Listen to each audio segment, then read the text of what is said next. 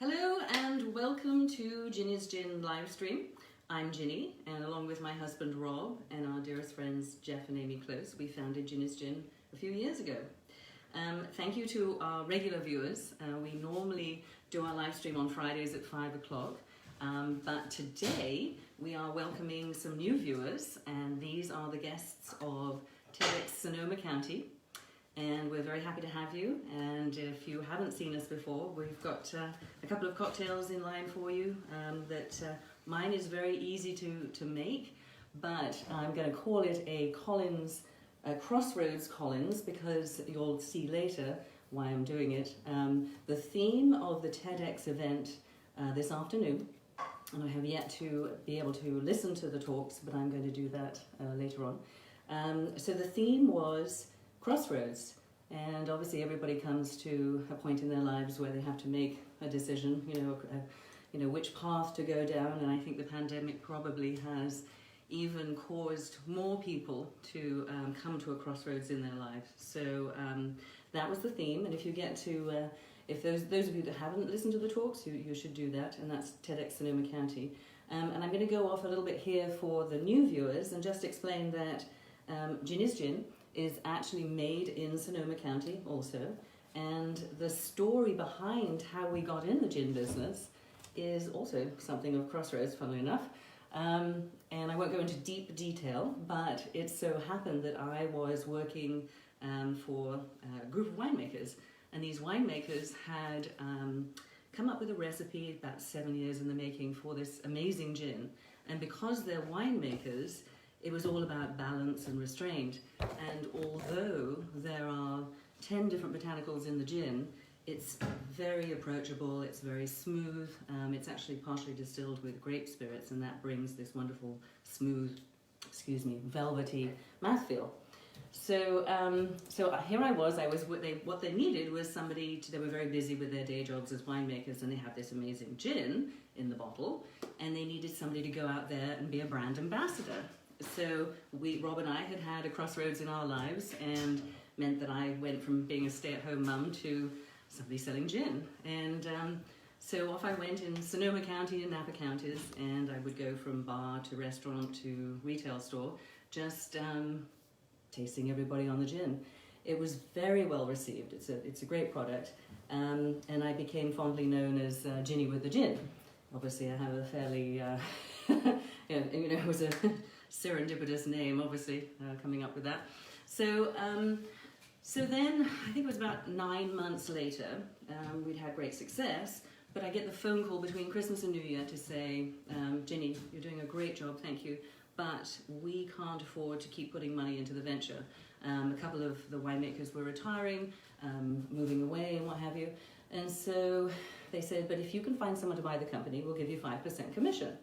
So, the next crossroads, here we go.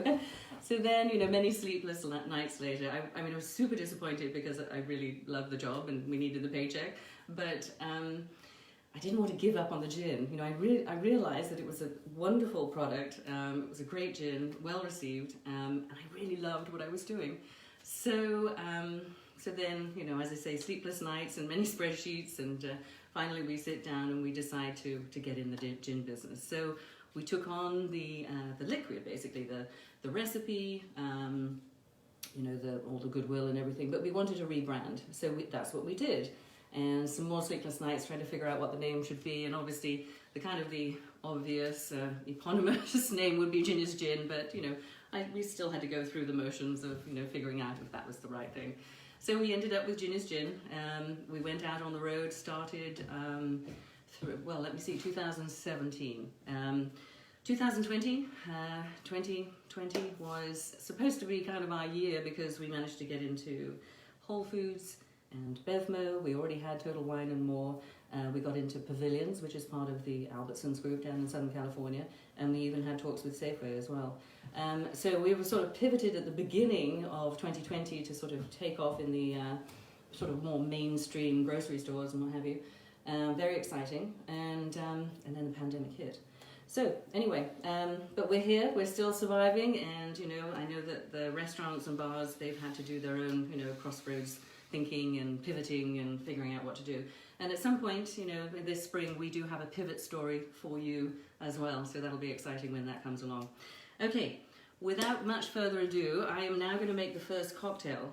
Rob is also going to make a cocktail. Mine is very simple, but as I say, it does have a Crossroads in it. So, we're going to start out with the Tom Collins. So the Tom Collins is a super simple drink to make at home.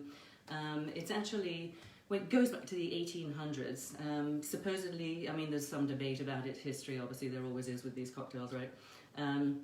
The debate is that it was made in England. The recipe was similar to the punch that they were serving in all the London bars. And I guess there was this sort of enterprising barkeep that his name was John Collins, and he named this drink that he he named it after himself, John Collins. But at the bars at that time in England, in the 1800s, they were serving Old Tom gin. And so customers started asking for Tom Collins as opposed to John Collins. So that's what the historians say. There are other, you know, stories out there, but hey. Anyway, we're going to drink it. So the Tom Collins, as I say, very simple. It's only 4 things. So you've got gin, obviously gin is gin. If you live in Sonoma County, please be buying gin is gin. And then we have freshly squeezed lemon juice and simple syrup, and then you top it with club soda. So for those of you that have already been, you know, listening to our live streams for the last, how many months is it now? I think this is like nearly our 40th live stream. So silver lining of the pandemic is that we started doing this and we got out of our comfort zone, and here we are doing it every week now, so it's kind of fun. As I say, those of you that have been watching us, you'll know that we do the very seasonal ingredients. So winter here in Northern California, citrus, it's all about the citrus. So great that, you know, the Maya lemons right now, I mean, if you go for a walk around your neighborhood, everybody's trees that have them, you know, are just bountiful with citrus. So we've been doing for the past few weeks quite a few things with different citrus, and we'll continue to do so.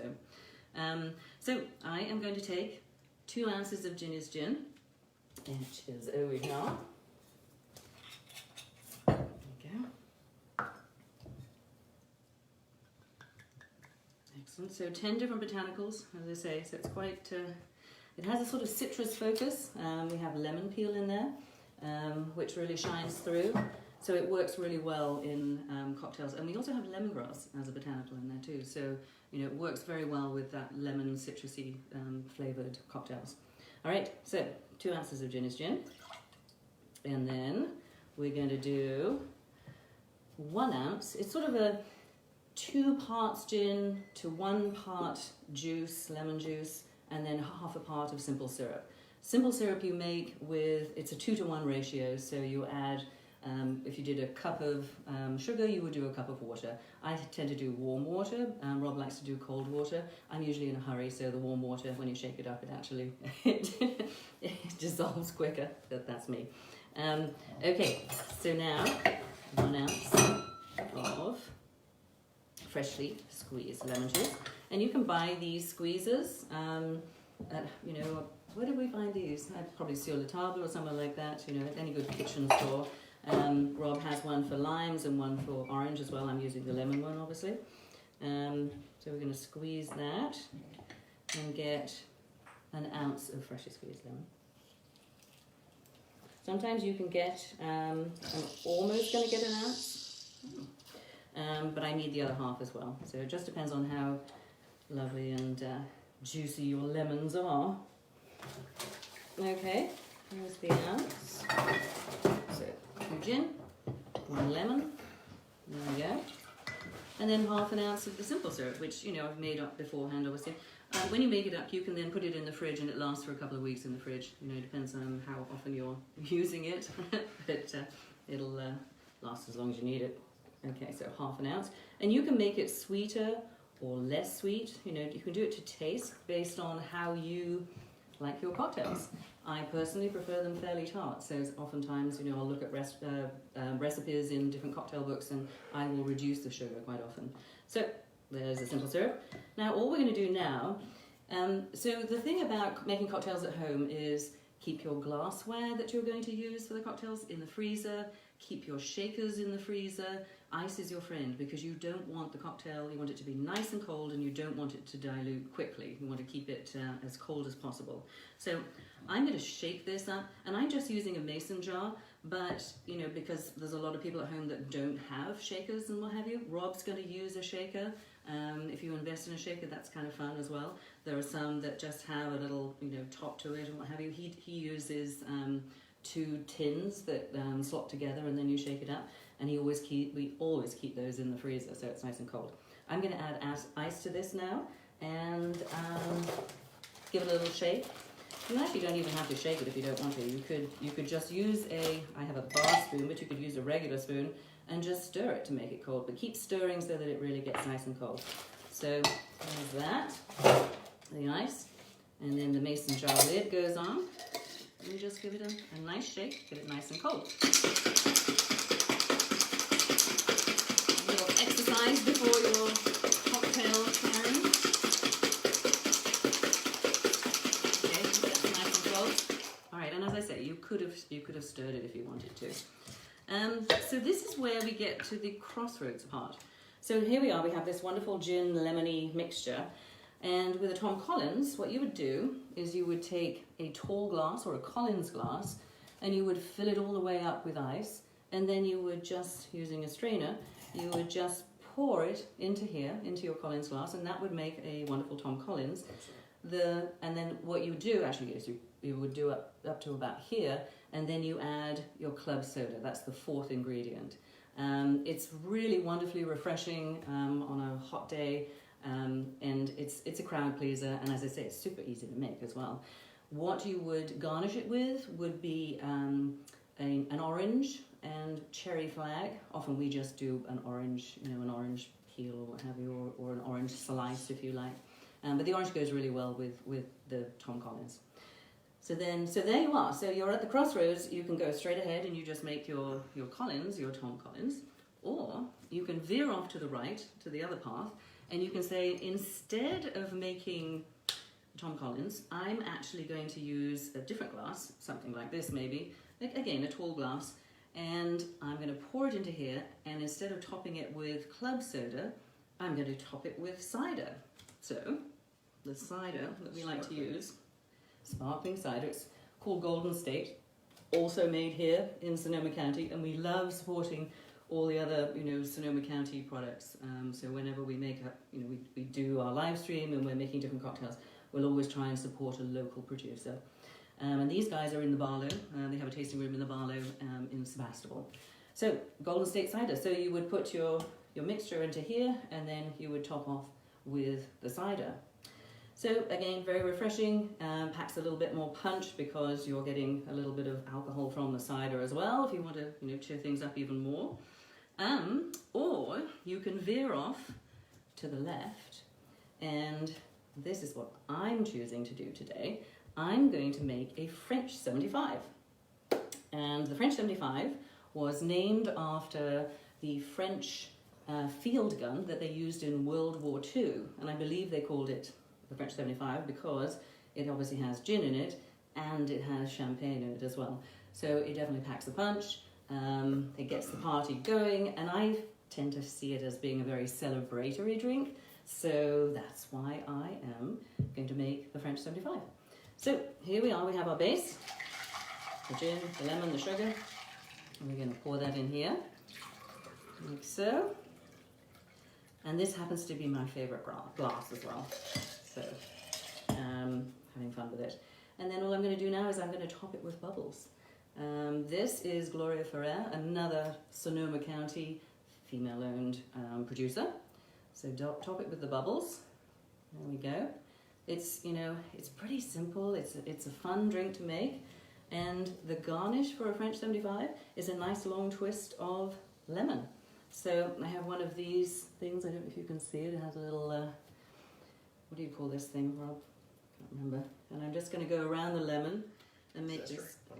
Yeah, zester, I'm not sure. This is the lemon twist, and I'm just going to keep going around until I have a nice long twist. Look at the bubbles on that. Cool. My father, for me, when I was a little girl, he would make he would always peel the apple, and he would peel it like this, and he would just keep going until he had the entire peel on one strand. I guess that's a dad thing maybe, huh? All right, so there's my peel. And so you can sort of twist it around your finger to get it to stay. I mean, you could even, you could make a knot out of it. You could do all kinds of fun stuff. And then when we do photo shoots, sometimes there's sort of all these little tricks of the trade. What you do is you fold it up like this, curl it up like this, and then you put hairspray on it so that it stays. You definitely don't want to drink that afterwards, but that cocktail. But if you're doing a photo shoot, that's one of the tricks, is that you put hairspray on it to keep it in its place as we do our hair, ladies. All right, so there it is, the French 75. There you go, and that's kind of fun. So the Tom Collins that can morph into a cider 75, we'll call it, or a French 75. So cheers, and now Rob is going to take it away with his cocktail, also using some wonderful fresh citrus as well. Okay, thanks for listening. I'll see you in a bit. Okay. Hi, everybody. Okay, so one of I'm really tall on the screen. One of the local ingredients that has a little bit of a shorter window is blood oranges, and so we've got some great local blood oranges. And I was kind of trying to research around different drinks that people make to get an idea for a blood orange cocktail about a week ago. And I came up with a blood orange margarita recipe that was in liqueur.com. And I really loved the idea of it, but I tried it with gin, and I've actually tried it with tequila since. It's way better with gin. So I've got a nice glass that's in ice right now, but it's been in the freezer, so it's super cold. And I'm gonna take, and who would have thunk that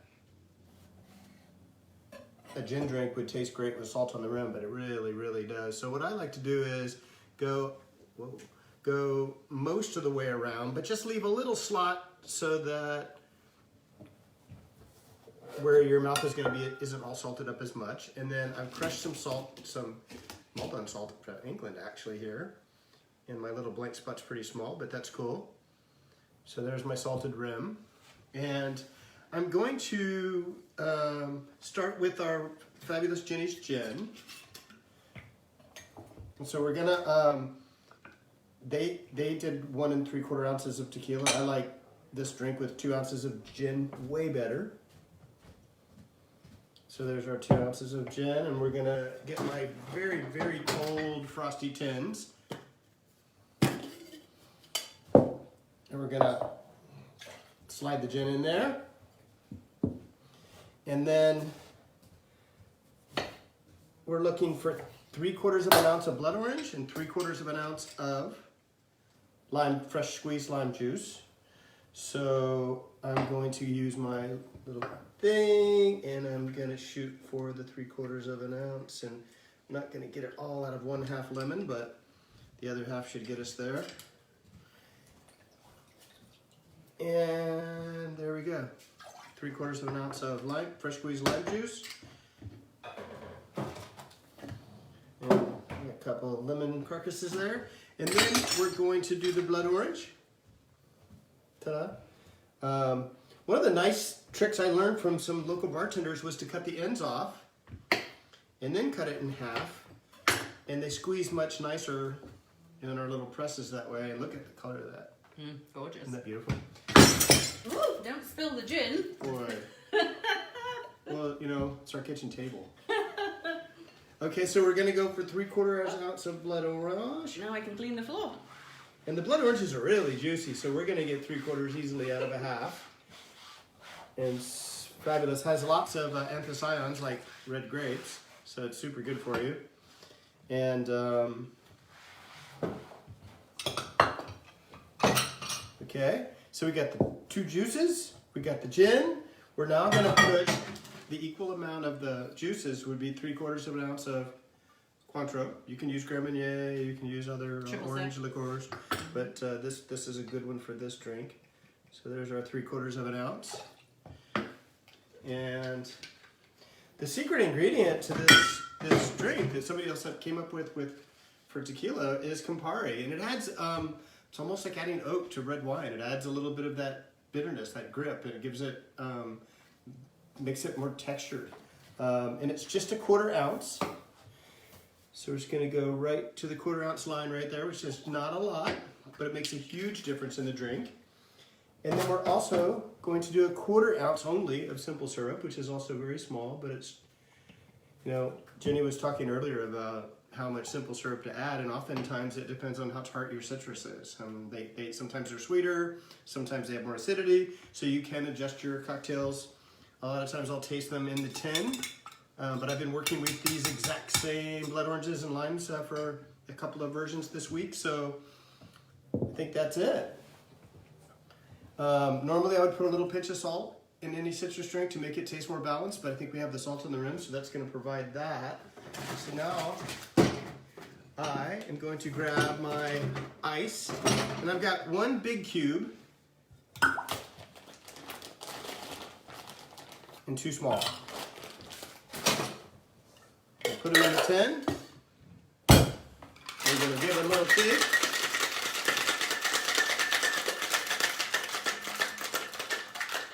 And the idea is that oranges just aren't quite acidic enough and not tart enough to make a balanced cocktail by themselves. So that's why the person who kind of figured this drink out added the lime juice to make it fresher and brighter and more balanced.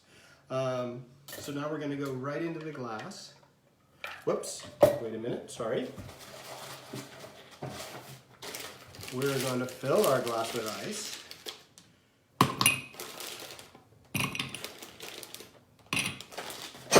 Then we're going to go straight in, and that is a fabulous color drink. Awesome.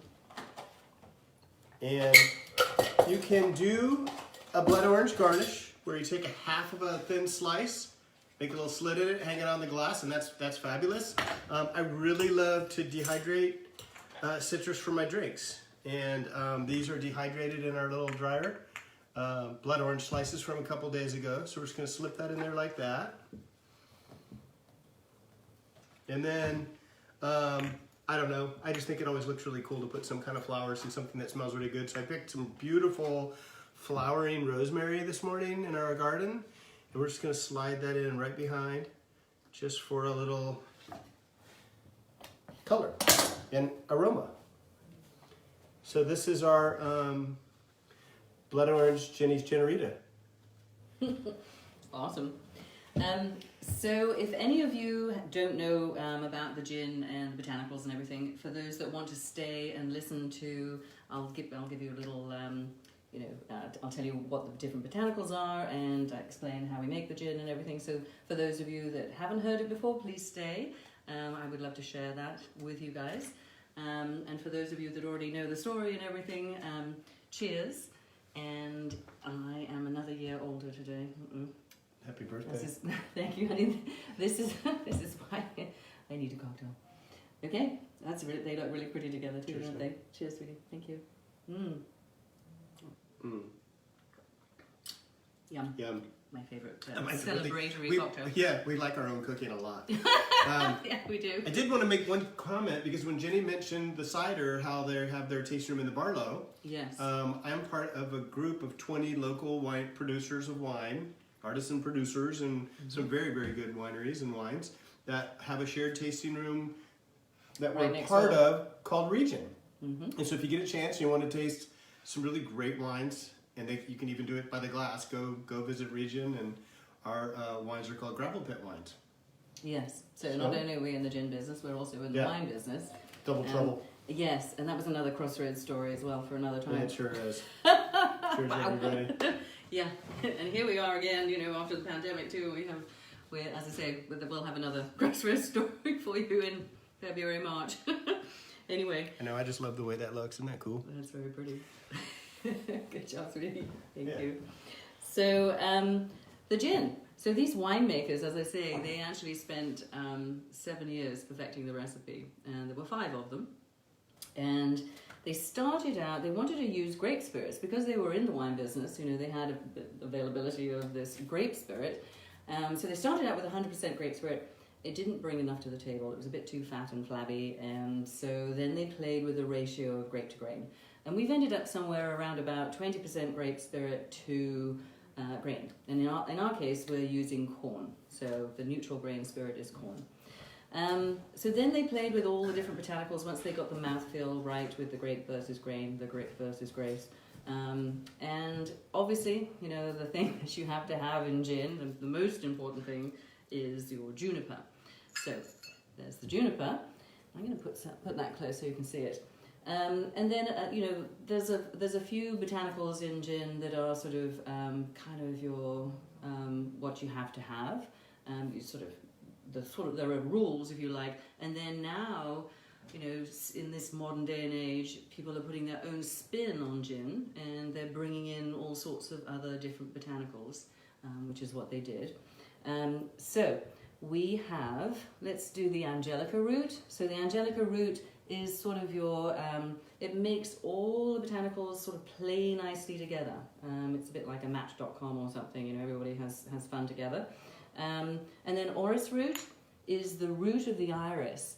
And the root of the iris is used in the perfume industry. So when Chanel buys a bunch of orris root, you know, the distillers get nervous because, you know, we might not have enough of it for our gin. So that brings a little floral note to the gin. And then coriander. Coriander is sort of nutty, top note to it, nutty, lemony. You know, if you use coriander, you crack it and you use it in your cooking, you'll know that it has this sort of nutty, lemony flavour to it. So that's the coriander.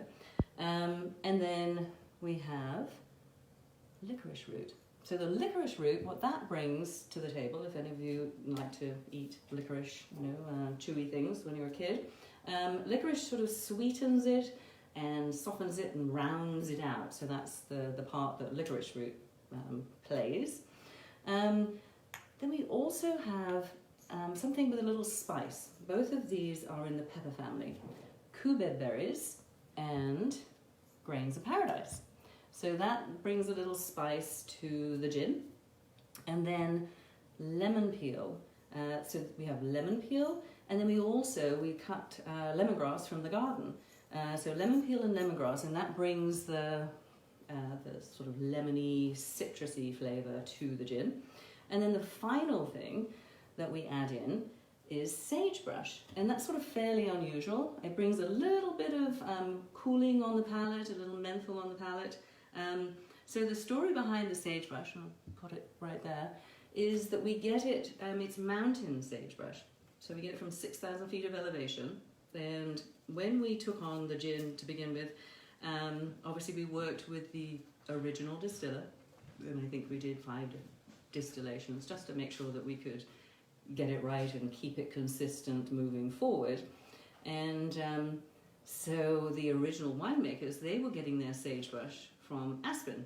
So they like to ski in Colorado, and so they were sort of mixing business and pleasure, I think, and they got their sagebrush from Colorado, and the original distiller was in Colorado. So, you know, I said to myself, well, we have our own mountains here in Northern California. We can just go up to Tahoe. And at the time, you know, the kids were on the ski team and everything, and we were going up to Tahoe a lot, and so it's sort of our second home almost. And so we have this all these wonderful memories of Tahoe, have these wonderful memories of Tahoe. So, and you can jump in here if you like, Rob. You know, I said to Rob, okay, we've got to get this sagebrush. It looks like this, and, you know, you've got to go up to Tahoe. And so he goes to me, he's like, I don't know. I'm like, go higher, right? Didn't you have to drive? Ended up in the mountains. So he ended up past Tahoe, yes, toward Reno. Yes, he ended up closer to Reno, and he's, you know, in the truck. Anyway, he sends me this amazing photo that I still have, and I should actually post it. It's a beautiful, it's sort of like a spring day, and there's still a little snow on the mountaintops and what have you, but it's there's these white clouds, but it's a blue, you know, beautiful day.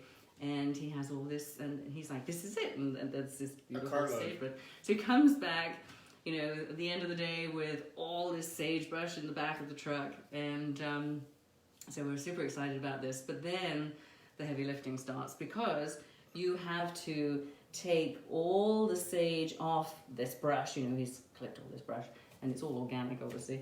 And 50 pounds. it's very resinous. So, you know, your fingers are completely pungent. black. Oh, and very pungent, obviously.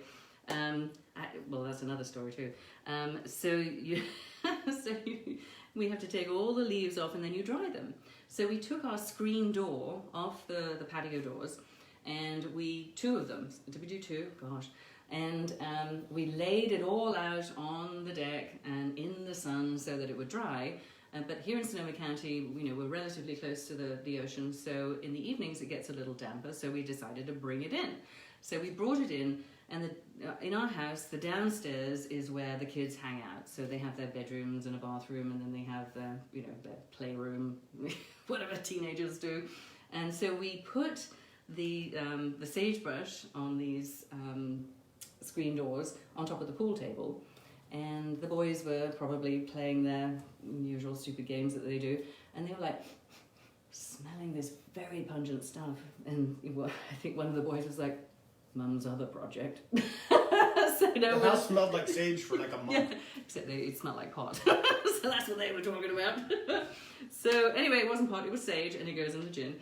And that reminds me. So after that, we were like, oh, good Lord, you know, we can't keep going up to Tahoe and to do this. And so, you know, then the next thing was to find somebody that could pick the sagebrush for us, which we did.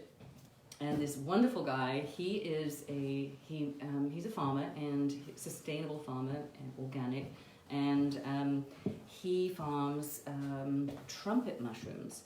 But it just so happened, and I did this through the Sonoma County Exchange, where you exchange herbs and what have you.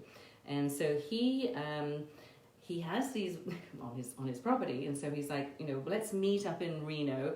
So I drive up there, and he has this big bag full of, you know, all of this sagebrush. And so we meet in the parking lot of a Starbucks. And so, you know, he gives me the goods and I pay him, and I come back down the hill. And, you know, obviously we're coming from 7,000 feet of elevation over the summit, and that's just where I was, and I was just starting to come down.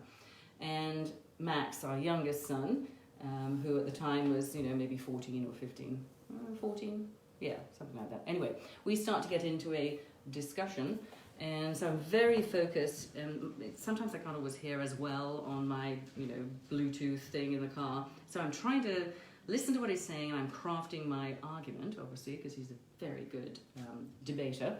And so I'm completely oblivious to what's going on, and as I'm, you know, in my car, I'm like going down the hill, and I'm getting faster and faster. And before I know it, I look up after, you know, the discussion, and there's a cop behind me, and I was probably doing about 90 miles an hour. So I'm thinking to myself, oh great. So I get pulled over, and I'm thinking, when I wind down the window, he's going to think, oh my God, this old girl, she's been doing a pot run or something, because it smelled like that. Anyway, so the cop, he was very nice. It was lovely, and he reduced my what my speed was. Do you know how fast you were going, madam? Anyway, I kind of didn't. So anyway, I had to pay the fine and everything, and he didn't say anything about the sage in the back, so that was good. Anyway, so that's my sagebrush story. So 10 different botanicals, as I say. It's a great gin. If you live here locally, you can buy it. Obviously, there's, you know, all the liquor stores and what have you, all the local liquor stores, they carry it. We're also in Oliver's, we're at Bottle Barn, Willoughby's, we're at Pacific Market, and then we're actually now in, if you're over in Napa County, we have it at Sunshine, we have it at Gary's Marketplace, we have it at Calmart, we have it at a few places down in Napa as well. So, and if you go to your local liquor store and they don't have it, please ask for it. Just say, hey, do you carry Ginny's Gin? And if they don't carry it, have them, you know, ask. So our distributor is Young's Market, and so you just say, hey, it's carried by Young's Market, or you can just call me and say, hey, I want it, you know, and I'll try and help get it in there as well. So, and we're now in a few Rayleighs as well in Northern California. We're in some of the Total Wine and More. So we're starting to go, as I say earlier, a little bit more mainstream. we're getting there. It's been very tough for the restaurants and bars, obviously, and we feel for those guys. And we're allowed to do outdoor dining again now, which is great. So we'll get back out there and start drinking a few more Ginny's Gin cocktails on the patio. So thank you for listening, and for those of you who are new, thanks for listening to my spiel. It's been an interesting ride. It is an interesting ride. Never knew, I mean, good Lord, I'm Ginny, right? And who knew that I was going to get in the gin business? Oh, final thing is, when we rebranded, we put it in a wine bottle to honour its vineyard provenance and its winemaker recipe, obviously. And on the back label, there are about 90 names, and I don't know if you can see that. It's a name cloud, and these are all the friends and family members that helped to make it happen. Because goodness, when you're starting a fledgling business, a startup, you do need some help, and so it's interesting when you go to you think about your friends, and some of them have skills in different areas, and so just ask for help, ask for advice, and I do that all the time. And obviously, Jeff and Amy, thank you for believing in us and getting this done and sticking with us. And it's fun, but it's also, it's hard work as well, right? With lots of heavy lifting. And I do also want to say to my sisters, so my sisters are on there, the 3 names on there. I have 3 older sisters. When my mother had yet another girl, I was a bit of a mistake. And so she was in her 40s when she had me, and I think she was at a loss for another girl's name. So she turned to my 3 sisters, who were all flying the nest at that point and horribly embarrassed. And she said, okay, you girls, you can come up with a name for this 4th daughter. So the winning name was Virginia, but I've never been called Virginia. They've always called me Gin or Ginny. I was only ever Virginia if I was in trouble with my mother. And so thank you to my sisters for naming me, because it turned out that it was a good name. Anyway, so I am going to go off now and enjoy my birthday. And thank you for watching and listening, and lots of love. And here's to celebrating whatever. Cheers.